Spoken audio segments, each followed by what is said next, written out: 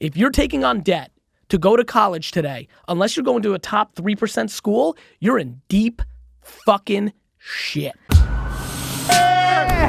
You got your perspective. I just want to be happy. Don't you want to be happy? Good morning. Morning. Thanks for coming. Thanks for having me. Yeah, to your place. Yes. Yeah, really cool.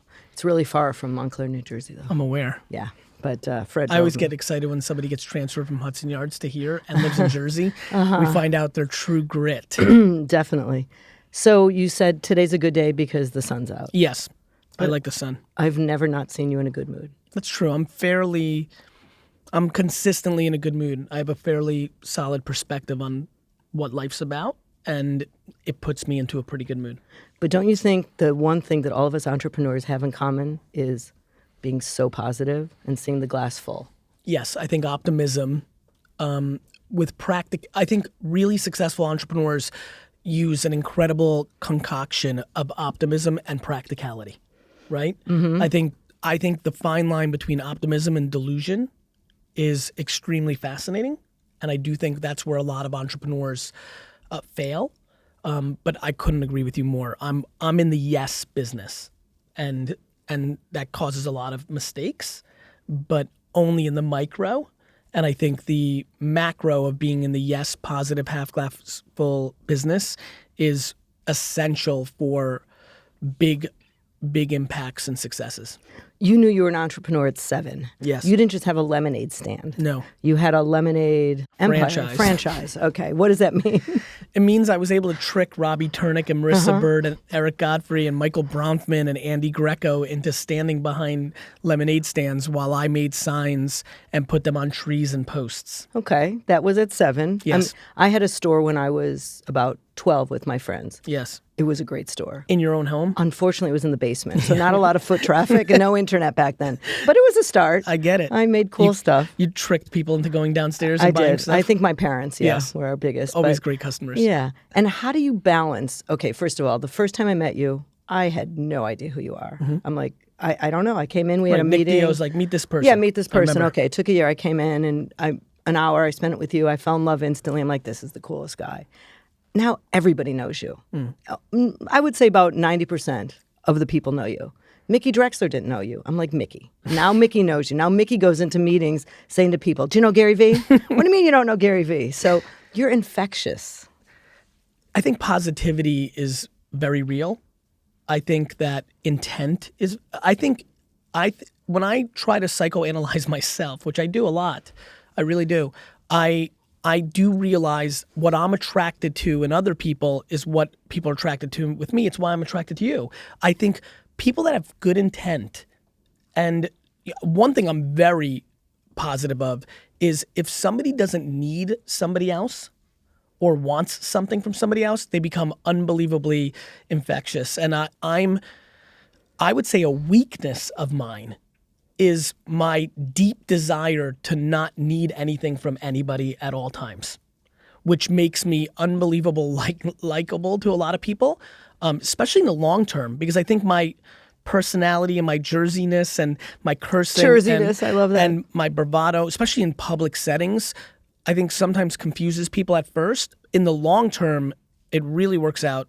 I'm very happy to be charismatic and likable, and it makes me happy. I like people a lot. And more importantly, I'm very 51-49. I like the leverage, and this is just the truth. I like the leverage of giving more than I ask for. It's my comfortable place. It's my comfortable place. But there's got to be days where you wake up and say, I don't want to talk to a soul. Never. I am tired. I'm exhausted. It's yin and yang. You need to recharge sometimes. No, I recharge I'm very into recharging. What time did you get up today? This morning, 6:47. Okay. So you did not exercise this morning? I did, from 7 to 8. You have a trainer? I do. That comes every day? Every day.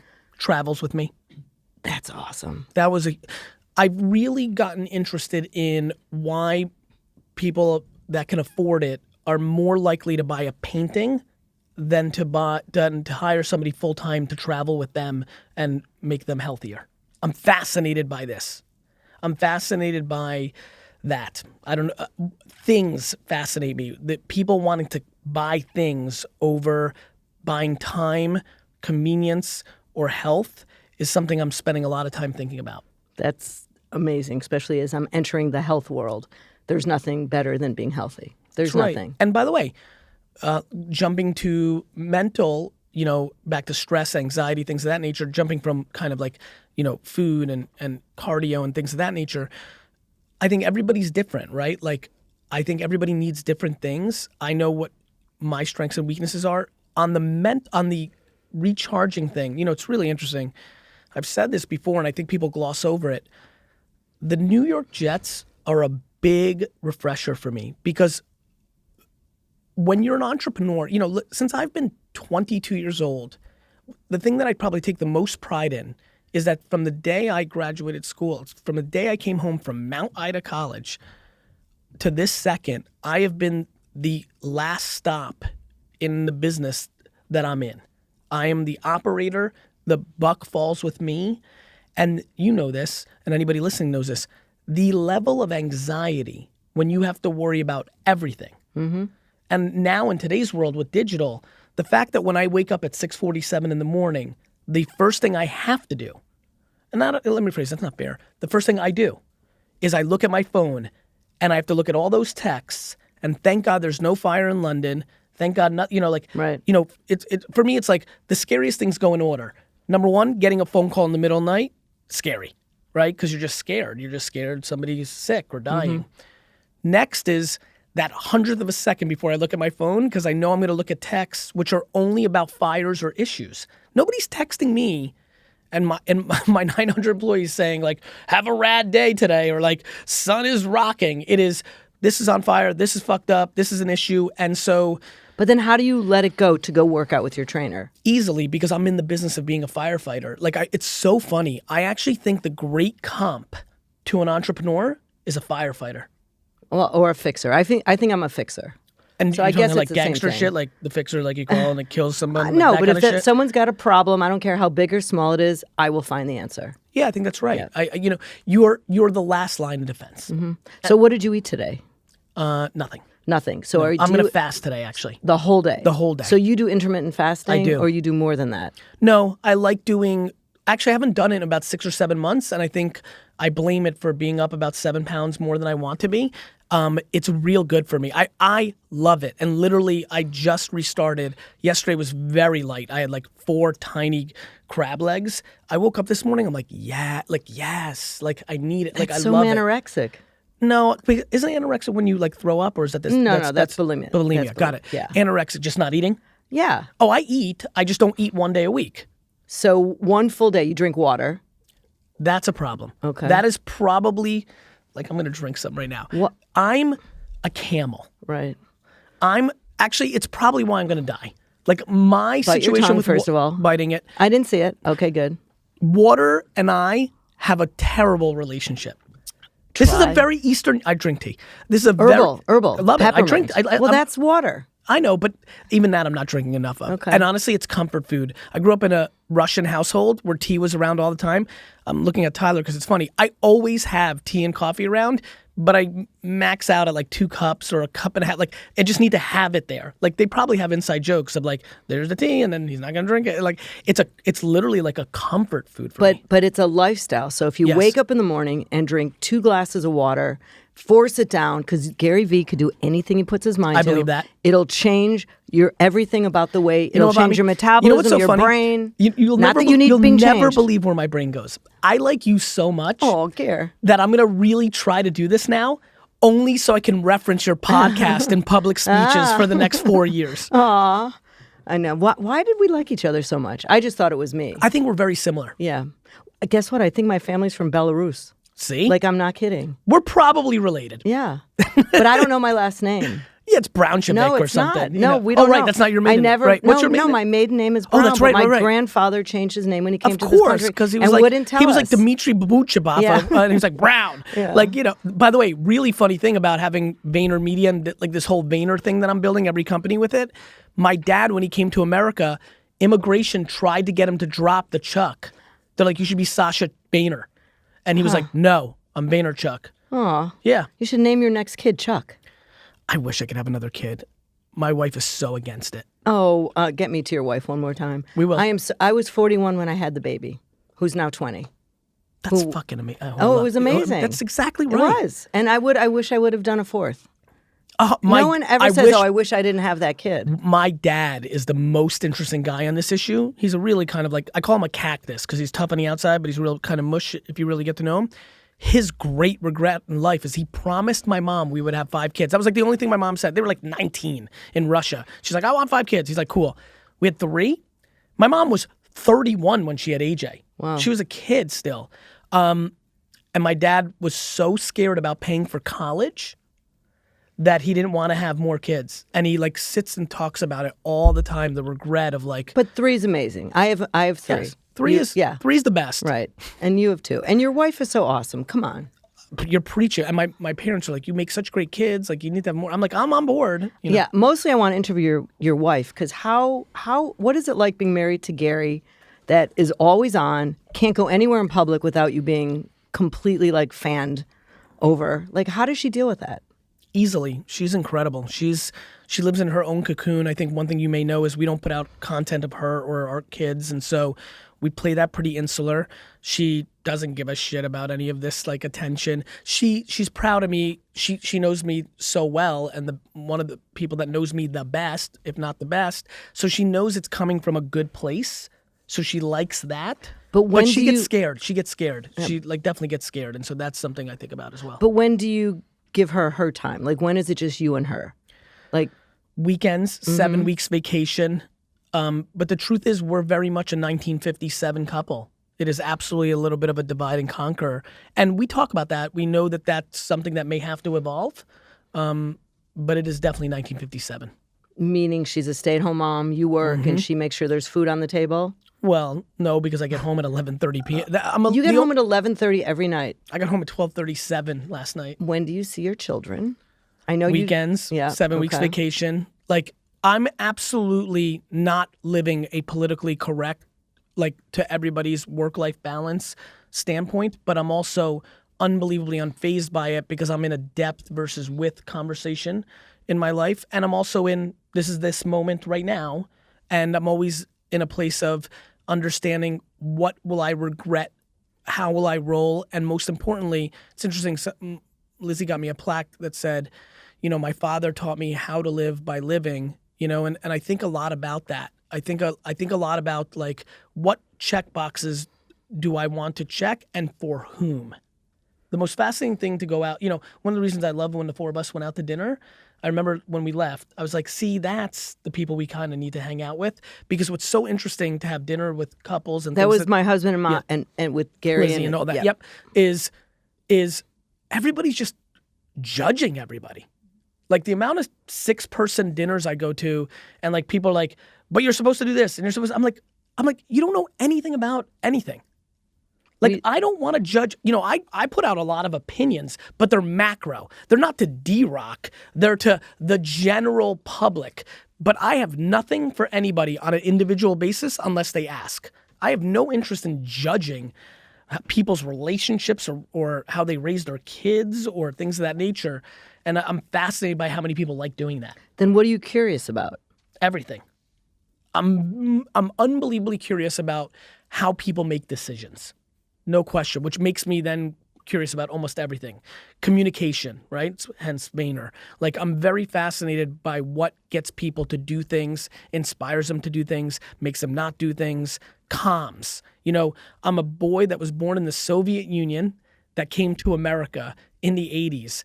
I'm unbelievably, I think, affected by that when it comes to communication. The fact that my mom wrote a book report that she thought Fidel Castro was the bravest man in the world, like, blows my mind. I'm like, wow. And then, you know, so much of what's happening in the political climate now and with the internet and things of that nature, my life has always circled around communication.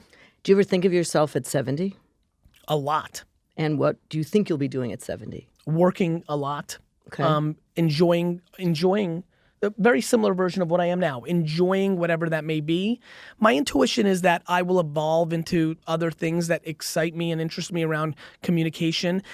I'm very quiet about my nonprofit work or some of the other stuff I do. Well, could you tell me about it then? What's your nonprofit work? So I'm on the board of Pencils of Promise. I'm a well member at Charity Water. And I'm laughing because I see Tyler over me. I'm unbelievably fascinated by this. People that donate to causes or sit on boards, but then don't help acquaintances or slight family members or friends in times of need. So my buckets break into, I'm very passionate about Charity Water and Pencils of Promise because they were founded and run, and not run anymore on Pencils of Promise, but they, at the time when I joined them, they were founded and run by young individuals that were treating them more like startups than NGOs. And I love the whole 80% of the money wasn't going to the executives of it, and people weren't on the board because they just wanted to rub elbows with other important, all the things I became oh my God, this is what NGOs are about. So that was exciting. But the third bucket for me is I'm unbelievably passionate about helping people that I even slightly have met 3 times when they have cancer or their house. I'm looking at Tyler because he knows this is something I've never said publicly. The most interesting thing about how I think about it is I feel guilty to only do macro things like cure the water issue in Africa when somebody I've had dinner with 3 times around business, it has a GoFundMe because she has breast cancer. I'm fuck, I have to give to that. What the hell? I don't want to be idealized. People love to do things for their public person. The reason I don't talk about nonprofit is because I watch all my other friends use it to tell the world that they're a good person. Well, I don't mind talking about it if it's going to do some good. I agree. So we started a thing called Reaching Out Montclair, which just helps the underserved in Montclair. It will never go outside of Montclair, New Jersey. And we see it first on. We got kids' costumes this weekend. We had authors come and read books. We get real. people mattresses. And Montclair is an interesting comp. Montclair and Summit has this, and I'm very fascinated by towns that really have the quote unquote other side of the tracks. It's a very micro dynamic that what I loved about when I saw that, I looked at it for a few minutes, I look at nothing. I'm oh, I like that. Because I was always weirded out by the extreme, I did so much direct mail for Wine Library when I was building that store in New Jersey. I know everything about every zip code in New Jersey. And so it's so funny when I meet people, they're like, oh, I'm from Bergen. I'm like, which town? And because they don't, and I'm like, I know that. I'm like, 113 medium income. I know stuff about Jersey. And Summit, Montclair, a couple other places, they're fascinating to me. Westfield, where you have these big microclimates, I'm using wine terminology, where this side is homes that are $1 million and that side is really not. And our kids all go to school in the same place. My kids went to the public school. Which, oh, by the way, is amazing. Yeah. Which is the greatest thing for the kids on the good side of the track. Montclair High to Stanford, the first kid. Love it. So. School's broken in America. Random quick take. It's so fucking broken that I can't breathe. It's so broken.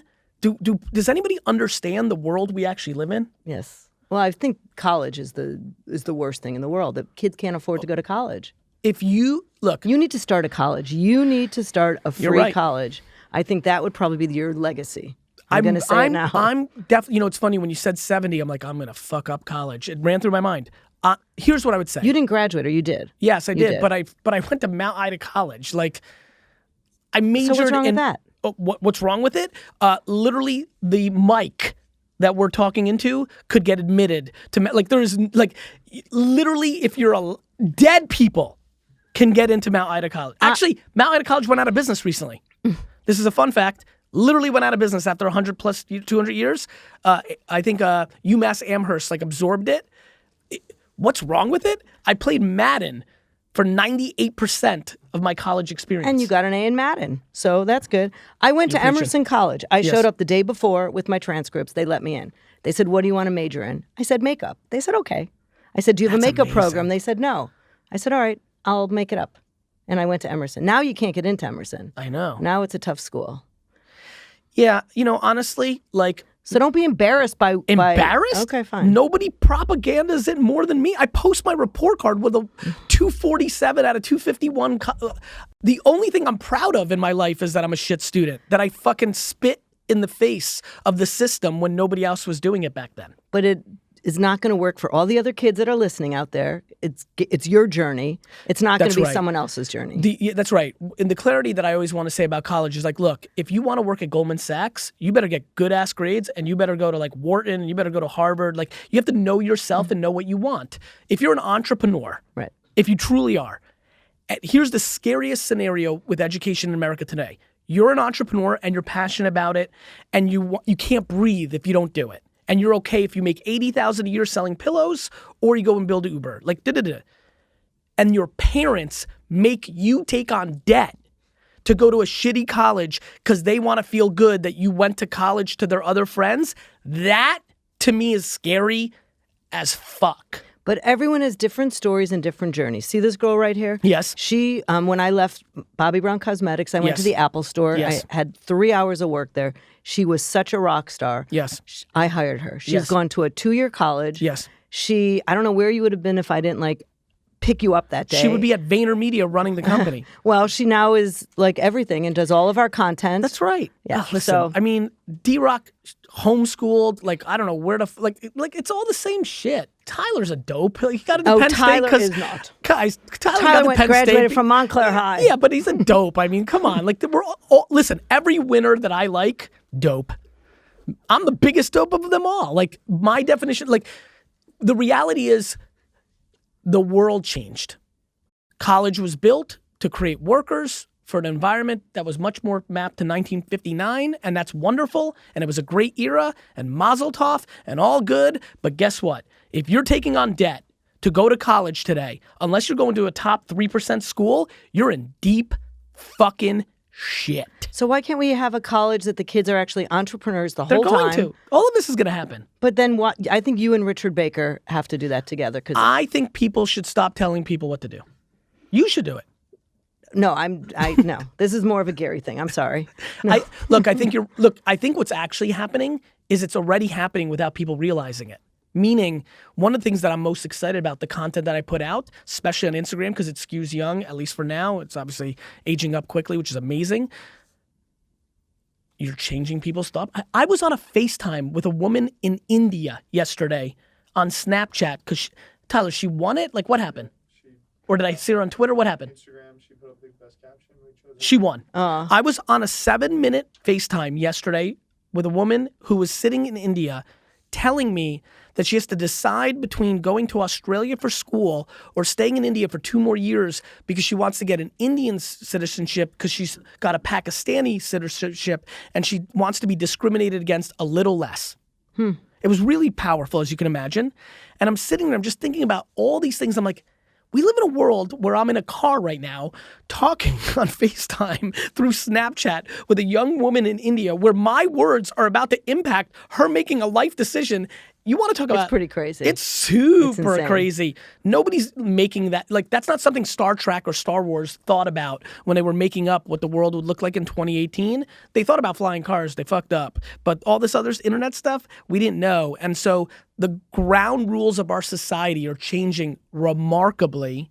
Which is your favorite platform? Mine is Instagram because I'm a visual person. You know what's funny? I'm unbelievably native to Twitter because I love community management. I love engaging with people, and Twitter's so easy to do that. I can just see them all in that format.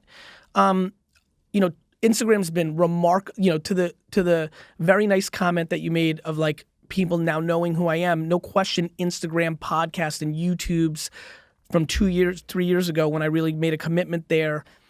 If I had to pick a favorite, if you said to me, you've got to keep one, I would keep Instagram right now because the number one asset that I chase is people's attention, and that is where it is. And so that's why I would have to pick that. And I heard yesterday that John Mayer has a new talk show on Instagram. That's awesome. I thought that was pretty cool. Never thought of that. Yeah, that John Mayer, my favorite guy? Awesome. Yeah? I love that dude. Yeah. He's super smart. Super creatively interesting. One of the more interesting people I've sat down with in the last 10 years. Just an interesting dude. How come he's not married with kids? I don't know him well enough to even take a guess, but I know that how he thinks about creativity and attention and communication, which is the foundation of the kind of long conversation we had, I think he really understands. And who have you not met that you're dying to get on your show or talk to? You know, it's funny. I don't get it. I don't know why that doesn't that's hard for me to answer. The only person I ever wish I'd met that I never will be able to is Randy the Macho Man Savage. That's devastating to me. I would have liked to get that at bat. Okay, I'm so sorry. I don't know who that is. All right, let's cancel this. Thanks for having me on, Bobby. He's the greatest fucking wrestler of all time. Okay. I had a wrestler at my Sweet 16. Who? I don't know, 2 women wrestlers. My Papa Wendy Sam got Richter? her for me. I don't know. I'm from Chicago. I don't know who it was. Papa Sam got them as entertainment. They wrestled? They wrestled. 2 women wrestlers. I don't know. Papa knew someone that knew someone, and they came. Yeah. That's some good shit. Yeah. So no, sorry, I didn't know your wrestler friend, but yeah. I love how everybody now gets Drake, but you had 2 women wrestlers. I actually went to a bar mitzvah where Drake performed. I believe it. Before he was Drake. I got it. He referenced it. I know what you're talking about. Nobody. Okay. That's the actual truth. Meaning, How about your dad? Have you ever gotten your dad on your show? I have, and it's really good. When me and my Yeah. dad jam, it's really good. I really like it. And I'll be honest with you, I like it for one reason only, that my great-great-grandkids are going to watch it. I'm obsessed with people not understanding what's actually happening, which is that everybody that's living right now is going to actually be the patriarch and matriarch of their families in perpetuity, because the most content is going to be created about us, so that in 400 years, we're going to be the starting point of our families, because our great-grandparents and our parents and our great-great-grandparents, there's some random pictures, but with us, there's going to be unlimited content. Yeah. That's pretty cool. I think it's very cool. So you give advice all the time. If there's one thing you could tell people right now to do, right now, that will change the course of their life, one thing. Communicate the poison that's in their head to the person that needs to hear it. Tell me more. Every single person listening has something to say to somebody they love very much that is bothering the fuck out of them. Do you do that? Yeah. You let it go. You tell It's people. how, it's why I only give advice I take. The reason I'm in such a happy place is I over communicate even when it's uncomfortable. And that has taken me I run in pockets. I do a very bad job of it with people that I'm still trying to get to a place. Employees. I'm really bad with radical candor. I've gotten dramatically better, but I'm not as good as I can be, because I'm still optimistic that I can get them into a place of self-awareness or output that will make them successful. You know who I would have been? I would have absolutely been the young teenage girl that always chased the bad boy, thinking that I could get him to a good place. That is absolutely my DNA. And then you picked the most perfect, normal woman you could find. Yes. Yes. That's very telling. Unbelievably. I like that. So you've got a normal side under your GaryVee-ness. I'm unbelievably normal. Which people don't believe. Correct. But I saw that in you the first time. I am a tortoise in a hare's costume. Okay. It's taken me a second to work its way through my head. My energy and personality confuse the fuck out of people, because they shouldn't spend the time figuring me out.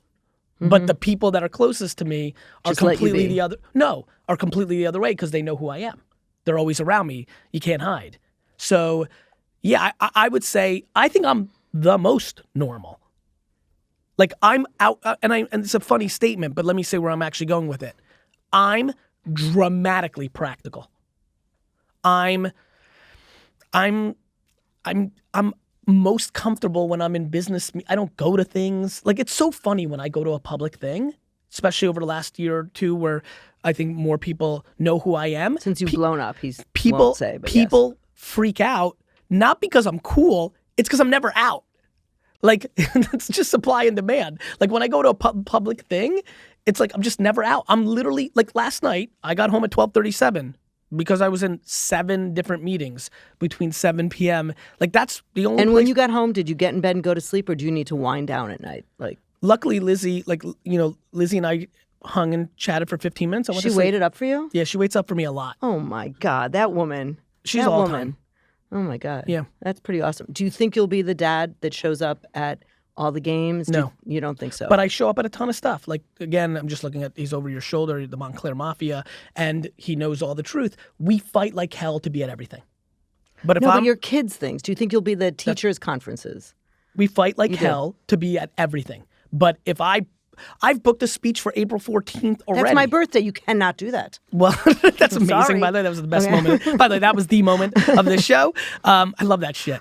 By the way, I'm not even sure if I've actually booked a meeting for April 14th. But that is actually my birthday. I know, which is what makes the whole thing very kismic. But I definitely have a keynote somewhere in that range. And, you know, like, I don't know, I'm getting heavily compensated. It's locked in. I can't bail if on February 19th, Lizzie emails me and Tyler and Alex and says to us, hey, Gary needs to be at this recital on April 14th. And then Tyler has to write this scary email of like, oh, fuck, he's in San Francisco.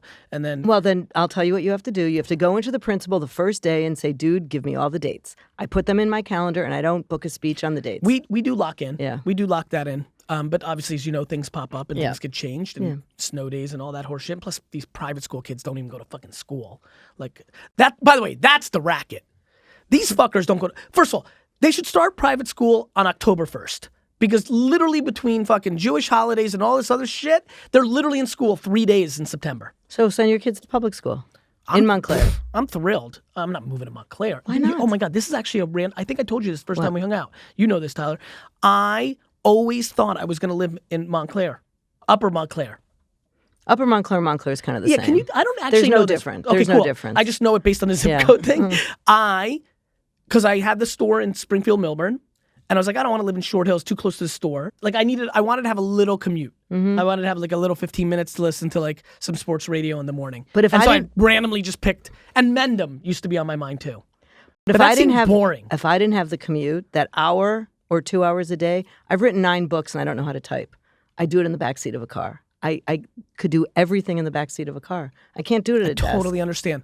I've done the same. I can't put a sentence together. And I've written 6 books, right? So when do you do it? I do it when I'm moving. I do verbal. Okay. So me and Steph, I have a ghostwriter, Stephanie Land, who's incredible. And we literally go into a cocoon, like a room like this for a day or two, and I just talk until the end. Okay, first of all, I just heard about your new show, and Trash it sounds Talk? unbelievable. Unbelievable. So tell us how Trash Talk came, and you don't really need the cash, I don't think. So no, I am explain not to me what spending my drives entire you. Saturday to make $613. What's driving me is 2 things. Happiness is the ROI. But on this Trash Talk. I'm gonna explain. Okay, fine. I'm not sure if there's any place I'm happier in the world than when I am actively garage sailing in New Jersey at 8:13 in the morning on a Saturday. I am the Jets. It's scary how close garage sailing is to the Jets, and I would actually I'm gonna have to, I want to be authentic. I'm starting to even ask myself questions of like, no, the Jets are number 1 because I was just thinking like, what if the best garage sales were only on Sunday? I would go to the Jets. So Jets are number 1, and this is like selfish stuff, like putting family on a complete pedestal, like. Those 7 weeks are the engine that drive my life. But on a selfish kick, garage sailing, is just, like going to Verona the other day, which is I know close by to you guys. Going to Verona and like going into people's like garages and driveways. And then once in a while you can go in the house. That's when shit gets crazy because I'm just trying to buy everything. Like I love garage sailing. Here's what's really driving me. In this explosion, an enormous amount of people follow me who disproportionately are affected by making $100 to $500 more a month. Like that means something for real. All of my homies and contemporaries are telling these people to build the next Facebook. I'm practical. I know that anybody who's listening right now who genuinely needs an extra $100 a week, the easiest, and I don't use, by the way, I hate the word easy. The easiest way to make $100 extra a week is to go to thrift stores, Goodwill, garage sales, buy things and sell them on eBay, OfferUp, Facebook Marketplace. Like the Real, there's so many places. It's so scary. Like I actually believe most people can make between $50,000 to $100,000 if they're average at it.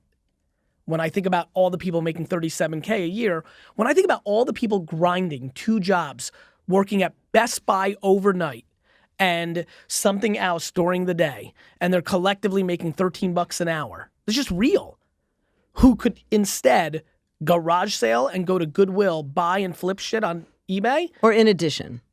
or in addition, but when yeah. you're working 2 jobs, like, but honestly, Bobby, you'll appreciate this. This is back to practicality. Or here's my big thing. Just try it for a little while. See if you can do it. I do think that the average skilled person after a couple months gets to 20 or $30 an hour. Did you ever read the book Nickel and Dimed? No, but it sounds exciting. It's about people that actually live their life as waitresses and working at Walmart and yeah. No, it's unbelievable how hard it is. No, it's unbelievable how hard it is. And God forbid someone gets sick and God forbid, Oh, it's devastating. Or the tire blows. Right. Listen, the great thing of going to Mount Ida College is 97% of my friends and contemporaries and classmates were in awfully bad situations. Like welfare. Like bad. 2 great things happened. 1, I disproportionately collected a lot of swag. And 2, it gave me perspective that is unbelievably uncomfortable. And what I know is I'm passionate about this because I'm showing people how to fish. And it's working. Are you still friends with anyone you went to college with? Oh, yeah. Yeah.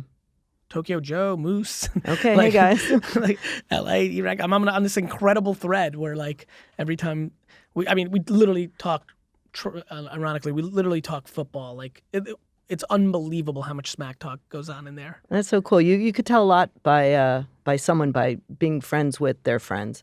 I couldn't agree more. Well, talk to me about the shoes because I'm very excited to wear mine once I get the right size. I think they're so cool. By the way, this is my color, the blue. It's love the it? Caribbean. I'm still waiting for you to come to my house. You're amazing. Yes. You're so sweet. Yeah. My number one thesis in business is that nostalgia is underpriced. I'm obsessed with it. Like, I believe, and I think Marvel, proved it by taking IP and reforming it. And so I'm very excited about doing those kind of things in the future of my career. And no question, the most significant test case of my thesis has been this collaboration I did with K-Swiss, where literally there's a GaryVee shoe, right? Like I'm taking my shoe off because I get so excited when I see this. My signature is on a shoe. That is ludicrous. And the bottom of the shoe. Yes, we talk about Damn, like, the I should have definition. brought my shoes. I want you to actually really sign them. And so, Bobby, it's really cool because, for you and I, unlike these kids that are in the room here, we may remember a time where K-Swiss had a whole, pre-Nike. Right. If you Google K-Swiss, like culture, or if you type K-Swiss 1980s, you'll see pictures of Ice-T, Mike Tyson, Dr. Dre. They were really, so for me, when I was young and affected by MTV Raps and the culture, and Edison had great diversity, and so I was very into, kind of early hip hop. Man, K-Swiss was cool. Like I wore my K-Swiss on the first day of 5th grade, like I made it. And then they weren't cool for a very long time. And so to reboot it as an entrepreneurial sneaker, for me to have the kind of strategy in what I've done with influencer marketing and marketing with it, to watch it now be a thing that is popping a little bit, not only my sneakers, but the whole brand, and has been really a great business case study where it's been great to reward Barney and the people at K-Swiss who took a chance on me, who signed me to the deal maybe before this pop moment. So they obviously, that worked out. The whole thing's great. Like watching Barney like run around and like do keynotes and things of that nature of like how has been fun, and Patrick and the whole team, and the whole situation's been fun. Tyler, we keep referencing him as a nice Montclair boy, has been deeply involved in it, and it's been fun for him to like, who loves sneakers and that culture, to have say in design or distribution. So it's been a great thing for my team. It's been a great thing. I mean, I always say things like, would 9-year-old me, I love that game, right? Yeah. Like 9-year-old me, if you told 9-year-old me that I had a sneaker with my signature on it, I would have laughed you out of the room. I'm working on a deal right now. Do I have that call this week? I'm working on a deal right now. I'm not telling you. But I'm working on a deal right now that really the 9-year-old me would be like, get the fuck out of here. You're buying the Jets. Nope. But, by the way, you know what's Not funny yet. about that? That's the only thing that feels normal. Is buying the Jets? I once told it, when AJ and I we got courtside seats to the Knicks a couple years ago. And we sat there and we looked at each other. I looked at him like, man, I saw nothing in between scrappy immigrant boy and buying the Jets. All the shit in the middle, like fancy people inviting me to Baker's Bay. I'm being serious. Like Knicks, like sneaker, all of it. The nice off, saw none of it. Like even like make fun of myself of like, how did you think it was gonna go down? Like literally make fun of myself when I talk to myself of like, that's how it like you don't just go from like what we're gonna win the lottery. Like I didn't see my life. I didn't see all the neat things. I'm also not into, D-Rock said something to me the other day about the process versus things, or like the things that the things get you versus like, he was like telling me basically like, man, it was just a very honest moment. He obviously follows me around all the time. It was a unique moment. We were in Australia and he was like, man, people just don't understand how you live your life. Like I don't like stuff. Even like I like experiences, and that's why the Baker's thing or Nick's thing I get pumped about, but like stuff I don't like, and even experiences, I'm not even sure how much I really like them. Well, you don't have time. I like the process. I like the game. I like competing. I like inspiring. I live for the DMs of like, look, I got a crazy DM. Just back to trash talk, like fuck it. I want everybody to hear this. I got a DM from a woman that the DM starts with, I've been a prostitute for the last 12 years of my life, and in the last week is the first time I've ever felt that I don't have to do this profession anymore because I've made a couple $1,000s buying t-shirt. I've always had a knack for fashion, and I've been going to thrift stores after your trash talk stuff and buying clothes and selling it, and I've made so much money. Like, fuck everything I ever do. Did you answer her? I didn't. Because sometimes I get some of those weird things too. And it was super, I felt super comfortable answering it. I wasn't worried like to answer it because of process. Like I wasn't worried about that. I didn't, because I'm just going to tell you the truth. Probably because I said, fuck everything I ever do in my life. Like it took me into such a place of happiness. I'm like, do you know how many people live their entire life never inspiring anybody for good, including their children? Well, you know what would make me happy? What? Drink this whole thing down. While we're sitting here. Appreciate it, no problem. Okay, Gary is now drinking the water. I would literally rather right now put a boulder on my back and walk to Afghanistan than drink this bottle of water. No, because I want you to go out and while you're in the car, say to your guys, my headache just went away. Oh, I could do more than I do today. Headaches. You never I wish get Lizzie headaches. was here. Like one time I got one, I was like, hey, wife, like, what's this feeling? She's like, you have a fucking headache. I was like, oh, weird. Like, it was super weird. I was like, I never get headaches. Okay, finish the water and then I'm going to ask you your favorite I literally think my dehydration is my strength. Oh, that's impossible. And your skin looks good. Yes, it's impossible. Yes, no, it's impossible. No, I know. It's impossible. By the way, I genuinely believe this is true. I genuinely think the great demise of my entire empire is going to be water. No, but I see a GaryVee water coming out. I'm just saying. Opportunity. All right, you did a pretty good job. Oh my God, I feel terrible. Yay. Well, Gary, thanks so much for being on Do we have my to go? show. Are we That's done? really, but it's really your show. No, it's your because show. How much time do we have? 7 minutes. Yeah, Bobby, okay, come on, let's all do right. something. I always think I'm What boring about eighth people. place trophies? Eighth place? Eighth place trophies. What'd you get? No. Do you like, in Montclair, are they giving fourth place fourth place teams? Like do you... First, second, and third winner. What are you Oh, completely, yes. what are you No, completely confused by this? Who are you pointing? I'm looking at, Gretchen's grandfather was a guy named Yogi Berra. That's fucking amazing. Yeah. Montclair guy. That's insane, Montclair actually. guy. She was my assistant when she was a young girl. She was the first girl ever brought to take your daughter to work day. Gretchen Berra. Now she is, she doesn't have a title. She does so much with me. Omnipresent. Yeah, she does. No, but this, yeah. it's actually, it's super cool that you transitioned to one of the great athletes of all time. Yeah. I'm fascinated by, I'm so positive that America's in deep shit. Nothing is more obvious to me than when you create entitlement, it's all over. As a matter of fact, let's talk about transparency. The great vulnerability of VaynerMedia in its 9 years was 2-3 years ago when I had to wake up and say, fuck, I care about feelings and culture and empathy so much. I've quietly created entitlement here where merit isn't put on a pedestal, where being kind is, but you kind of suck at your job. And I have a lot of work to do over the next 3 years to fix this. But when it comes to sports, and especially when you're a kid, being a mom that watched my kids in all the different sports, and yes, if you get fourth place and fifth, whatever place, it's a little bit of a confidence builder. It's like, okay. I'm out of here. Okay. Bobby. You have to. Bobby. There's some chubby fat kid who's barely making. Who needs to understand, yo, chubby fat kid, you're not going to be a professional fucking athlete. Go be a great You're fucking in third architect. grade. I don't give a fuck. You're in third Hey, grade. Artie the fat ass, you're going to be a great chef, but get the fuck off the football field. You suck. But I just think everyone's good at something. That's right. So get off the fucking football field. But guess what? Mommy Bobby over here is tricking you and making you think you might be okay. No. Yes, no, yes, no. yes. Is his microphone louder than mine, or does he just talk louder? I'm trying to figure it out. I'm fucking pissed out here. Like, you're a fucking gangster winner, and this is what I'm worried about. But I'm compassionate. You got me into water. I'm getting you into You're true. You can't 5th place. Bobby, there's a reason that people are struggling mentally, and I'm telling you, everybody wants to blame social media. It's bullshit. It's parents creating fake environments for children. We're building zoo animals. These fucking kids are zoo animals. Explain that. Zoo animals. That we're watching them? Like, what does that mean? It means when you take a tiger from the Bronx Zoo and you Yeah. put it in the actual jungle, he fucking or she dies in 1 second because they've not grown up in the actual environment.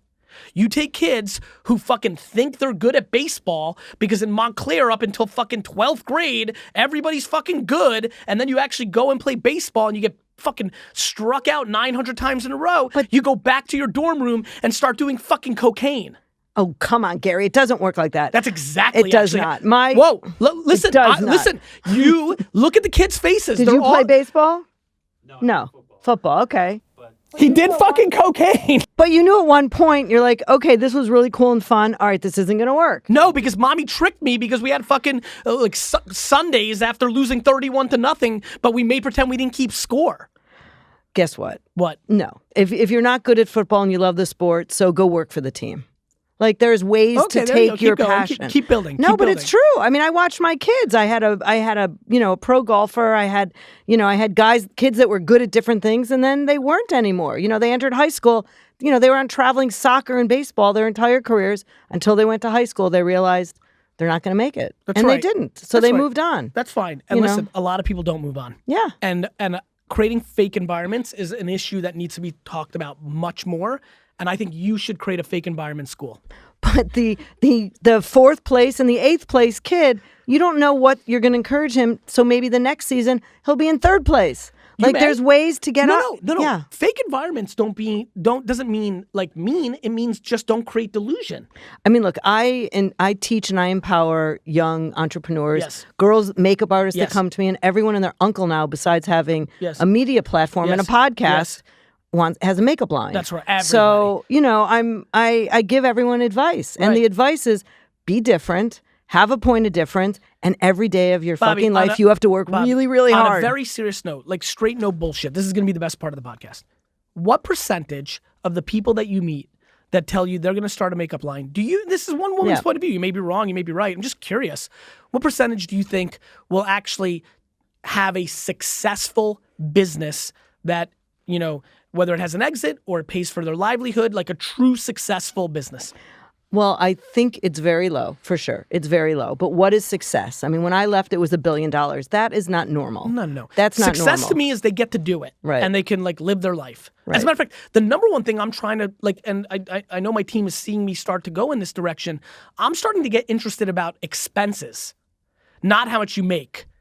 My big thing is that success is if you wanted to be the eyeshadow king or queen, that's a great life. You love eyeshadow. You want to live forever doing this eyeshadow thing. By the way, I think you could make $109,000 a year in profit and actually be a success. Well, I believe because in profit, number one. I don't believe in you investments. heard, right? You heard what I said. Yep. If you make $109,000 in profit by creating an eyeshadow and selling it on Shopify and eBay, and you live in a household and your expenses equal $88,000 for the year, you're gonna win.